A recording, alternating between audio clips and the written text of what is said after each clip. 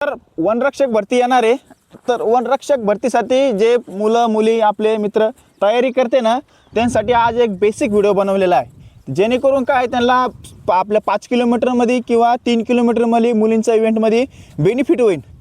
तर सगळ्यात मेन गोष्ट काय माहिती आहे का, जर 5 किलोमीटर हा लॉंग डिस्टन्स इव्हेंट आहे, 5 किलोमीटर झालं, 5 किलोमीटरचं पुढं 3 किलोमीटर पण लॉंगमध्येच येतो, पण शॉर्ट लॉंगमध्ये येतो तो, म्हणजे शॉर्ट डिस्टन्समध्ये पण येत नाही आणि जास्त लॉंगमध्ये पण येत नाही, मिडियममध्ये येते। त्याच्यामध्ये स्पीड आणि स्टॅमिना हे दोन्ही गोष्टी लागत्या। त्याच्यासाठी मग सगळ्यात जास्त 5 किलोमीटर आणि 3 किलोमीटर लागणारी गोष्ट कोणती, ते म्हणजे स्टॅमिना म्हणजे इंडोरन्सवर काम करा। इंडोरन्सवर काम केलं तर तुमचं 5 किलोमीटर 3 किलोमीटर निघून जाईल, कारण की स्टार्टिंग असते, तुम्ही स्लो पळता किंवा फास्ट पळता, एंडिंग फास्ट पळता किंवा स्लो पळता, पण जो मधला भाग असतो ना तो 1-1.5 किलोमीटरचा, तर तो सगळ्यात मेन गोष्ट असतो, त्याच्यामध्येच इंडोरन्स लागते। इंडोरन्स असली तर आपण कंटिन्यू सेम स्पीडनी कंटिन्यू पळू शकतो आपण, नाही तर मध्येच दम लागला ना तर तुम्ही शेवटी 100 मीटर किंवा राहिलेलं डिस्टन्स ओढू शकत नाही किंवा पॉवर लावू शकत नाही। त्यासाठी आजचा व्हिडिओ आहे। त्यासाठी हे इंडोरन्स वाढवण्यासाठी काय करायला लागतं, तर इंडोरन्स वाढवण्यासाठी तुम्ही स्लो फास्ट वर्कआउट करू शकता।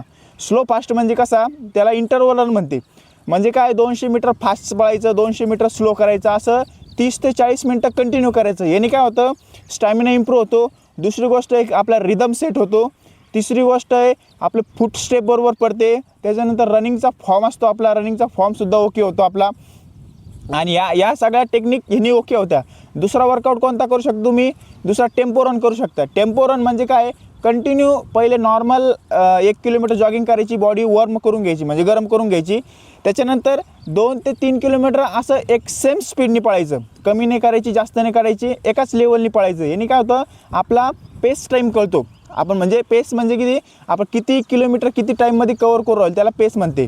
तर ही गोष्ट आहे, ह्याने इंडोरन्स इम्प्रूव्ह होतो। तुम्ही स्क्वॉट मारू शकता, स्क्वॉटनी पण काय स्ट्रेंथ पॉवर वाढती। हप्त्यातून 3 दिवस तरी स्ट्रेंथ वर्कआउट करायचा, जेणेकरून काय तुमच्याकडे स्पीड असली, इंडोरन्स पण असला, पण तुम्हाला स्ट्रेंथ पॉवर जर नसली ना तुमचा, मग ते दोन्ही काही कामाचं नाही। कारण की एंडिंगला किंवा आपल्या मधला भाग असतो त्यावर स्ट्रेंथ पॉवर असली तरच आपण इव्हेंट कंप्लीट करू शकतो। तर ह्या सगळ्या गोष्टी आहे, ह्या सगळ्या गोष्टी बिगनर असले ज्यांनी वनरक्षकची भरती मारायची आहे त्यांनी हे गोष्टी नक्की लक्षात ठेवा, जेणेकरून तुमचा परफॉर्मन्स ओके राहील।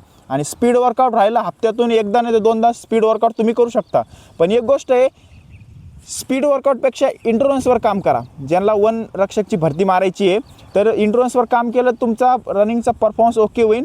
ही गोष्ट 100% लक्षात राहून द्या, आणि जर तुम्हाला ही परफेक्ट वाटली तर कमेंटमध्ये नक्की सांगा।